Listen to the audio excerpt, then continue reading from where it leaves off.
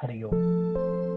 ज्ञान संजीवनी परिवार के पावन उद्देश्यों द्वारा निर्मित एवं संचालित व्यासपीठ.org में आप सभी का स्वागत है। 16 संस्कारों के क्रम में सबसे पहला आने वाला गर्भाधान अर्थात गर्भस्थापना संस्कार के बारे में हम विचार विमर्श कर रहे थे। उसके कई पहलुओं को विस्तृत रूप से जानने की हमने कोशिश की देश काल परिस्थिति के अनुसार, और आज विगत पूर्वी सभी व्याख्यानों का सार कि गर्भाधान संस्कार के लिए क्या करे और क्या ना करे, इसका विचार हम इस प्रस्तुत व्याख्यान में कर रहे हैं। उत्कृष्ट जीव को अपने गर्भ में लाने हेतु तन, मन और धन, यह त्रिविध शुद्धि अनिवार्य है। अपनी दिनचर्या सात्विक रख के हम तन की शुद्धि रख सकते हैं, जिसमें प्रतिदिन संध्या, पूजा, हवन, नाम जप, व्रत, उपवास, योगाभ्यास और अधिक से अधिक शुद्ध आहार, स्वदेशी आहार रख के हम सर्वप्रथम हमारे तन की शुद्धि करें। मन की शुद्धि के लिए हमारे धर्म ग्रंथों का, जैसे भागवत, रामायण, देवी भागवत, शिव पुराण, महाभारत, योग वासिष्ठ, गीता, उपनिषद, ब्रह्मसूत्र, योग सूत्र इत्यादि धर्म ग्रंथों का स्वाध्याय, कथा, पुराण, इतिहास, प्रवचन, दर्शन, शास्त्र का श्रवण आदि माध्यमों से श्रवण भक्ति करे, भगवान की ध्यान धारणा करे। धन की भी शुद्धि पवित्र जीवात्मा के अवतरण के लिए अति आवश्यक है। इसके लिए शुद्ध मार्ग से, मेहनत से धन कमाएं और कमाए हुए धन का भी संभव हो तो 1/4 या ज्यादा कम, जिसकी जैसी श्रद्धा, संकल्प पूर्वक धर्मार्थ दान करे। गर्भधारणा कराने से पूर्व अधिक से अधिक काल दोनों दंपति ब्रह्मचर्य का पालन करें। भगवान के सामने प्रतिदिन यह प्रार्थना कामना करे कि हे भगवान, हमें विश्व कल्याणकारी संतति प्रदान करें। आपका संकल्पित कार्य चलाने वाली संतति हमें प्रदान करें। जन सेवक, दीन सेवक, धर्म संस्थापक, ज्ञान प्रदायक, संपूर्ण विश्व के लिए दिशा दर्शक ऐसी दिव्य संतति प्रदान करे। गर्भाधान अपने घर पर ही करे। गर्भाधान के दिन संपूर्ण प्रसन्नता दोनों पति पत्नी की आवश्यक है। दोनों का चित्त प्रसन्न हो, कोई दुख, क्रोध, कलह इत्यादि न हो।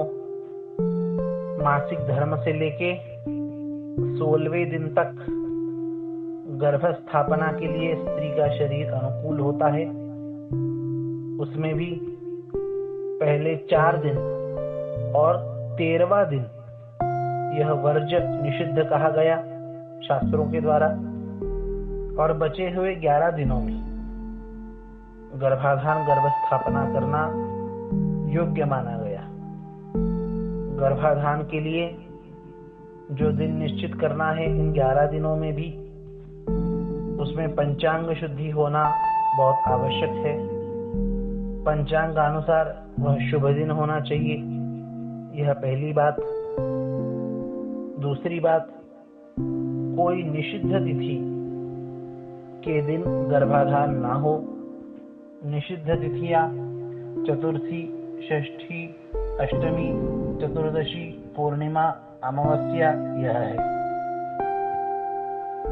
इसी के साथ साथ नक्षत्रों में मघा, ज्येष्ठा, मूल, रेवती स्वयं का जन्म नक्षत्र, जन्म दिवस, माता पिता का श्राद्ध दिवस, उस श्राद्ध दिवस के पहले का एक दिन, और वारों में रवि, मंगल, शनि यह गर्भाधान के लिए वर्ज्य निषिद्ध कहे हैं।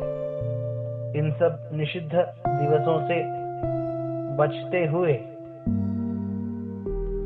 गर्भाधान हो। गर्भाधान में उस स्त्री को चंद्र बल अनुकूल होना चाहिए, प्रतिकूल नहीं। प्रतिकूल चंद्र स्वयं के राशि से गिनते हुए आगे 4, 8, 12 इन राशियों में जब चंद्र होता है तो उसे प्रतिकूल कहते हैं। ऐसा प्रतिकूल चंद्र ना हो, चंद्र बल अनुकूल हो।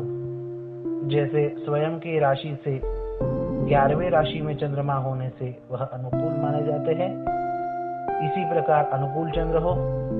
इन सब बातों का विचार करते हुए गर्भाधान का दिन मुहूर्त निश्चित किया जाए। गर्भाधान के दिन प्रातः गणपति पूजन, पुण्याहवाचन, मातृका पूजन, नांदी श्राद्ध और हवन यह कर्म करे। बाद में कन्या के दाहिनी नासिका पुट में दूर्वा का रस पतले कपड़े से छान के डाले। दिन में इस प्रकार से कर्म करने के बाद रात्रि में दोनों पति पत्नी उनकी शैया आसन पे विराजमान होके भगवान का ध्यान और आवाहन करें, प्रार्थना करें कि हे भगवान, आप स्वयं अंश रूप से हमारे गर्भ में पधारे। जैसे स्वरूप का चिंतन वैसी संतति की प्राप्ति, यह सिद्धांत है। यह गर्भाधान संस्कार कर्म भगवान को अर्पण करे। तत्सत ब्रह्मार्पणमस्तु, तत्सत कृष्णार्पणमस्तु। इस भाव से यह गर्भाधान की सार प्रक्रिया है। इसमें क्या क्या निषिद्ध है, वर्ज्य है, त्याज्य है, अग्राह्य है, इस बारे में शास्त्रकार कहते हैं कि सबसे पहले स्वैराचार नहीं होना चाहिए। हमारा आचार, हमारी दिनचर्या, हमारा व्यवहार मनमुखी ना हो, शास्त्रमुखी हो। जिस प्रकार से हमारी परंपरा ने, गुरुजनों ने, पूर्वजों ने, ऋषि मुनियों ने, धर्म ग्रंथों ने आचार, व्यवहार, दिनचर्या बताई है, उस प्रकार की दिनचर्या हमारी रखे। स्वैर, स्वेच्छाचारी दिनचर्या ना हो। गृहस्थाश्रम में प्रवेश होने के बाद भी असंयमी ना बने।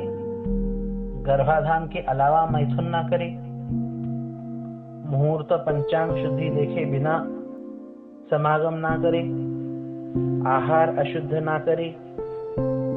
मांसाहार है, शराब आदि दूषित पेय है। इसी के साथ साथ शाकाहार में भी विदेशी पद्धति का आहार न ग्रहण करे, जैसे पिज्जा, बर्गर, चाउमीन, मैक्रोनी इत्यादि। हमारी स्वदेशी आहार प्रक्रिया अपनाएं। दाल भात, रोटी, सब्जी इत्यादि। हमारे विचार दूषित, कामुक न होने दे। इसके लिए फिल्म, सीरियल, एड्स अर्थात एडवर्टाइजमेंट्स, वीडियोस इत्यादि देखने में सावधानी रखें कि किसी भी प्रकार हमारी उत्तेजना ना बढ़े, विचार कामुक दूषित ना हो। इसी के साथ साथ संतति उत्पन्न करने का हमारा संकल्प सामान्य, साधारण, तुच्छ ना हो कि बच्चे पैदा करने की परंपरा है, इसलिए हम भी पैदा कर रहे हैं। हमें खुशी मिले, हमारा नाम आगे चले, हमारी जायदाद कोई संभाले, बुढ़ापे में हमें सहारा हो, ऐसे सामान्य संकल्प संतति के लिए ना रखे। विश्व कल्याण का व्यापक दिव्य संकल्प करके संतति उत्पन्न करे। ये छोटी मोटी बातें, सामान्य बातें तो अपने आप हो जाएगी। दूसरों के घर पे, तीर्थ में, अपने घर से बाहर कहीं भी गर्भाधान ना कराए। गर्भाधान संस्कार के लिए विधि निषेध की सार रूप से यह जानकारी दी गई है। किसी को भी कोई शंका, प्रश्न इत्यादि हो तो भी वह पूछ के उसका समाधान करके उच्च संतति प्राप्त कर सकता है। अतः आप सबके घरों में भगवत कृपा प्राप्त विश्व कल्याणकारी धर्म संस्थापक संतति वंश बढ़े, यही शुभकामना, भगवान से मंगल प्रार्थना। हरि ओम तत्सत।